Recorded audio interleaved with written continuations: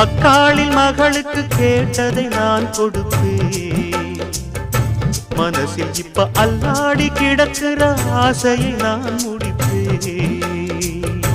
விரும்பியது இந்நேரம் கிடைக்கிற போது ஒரு ஏக்கம் நெஞ்சில் ஏது?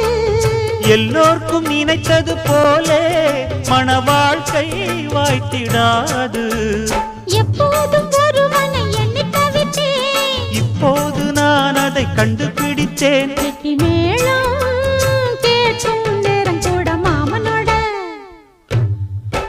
இந்த மாமனோட மனசு மல்லியப்பு போலே பொன்னானது.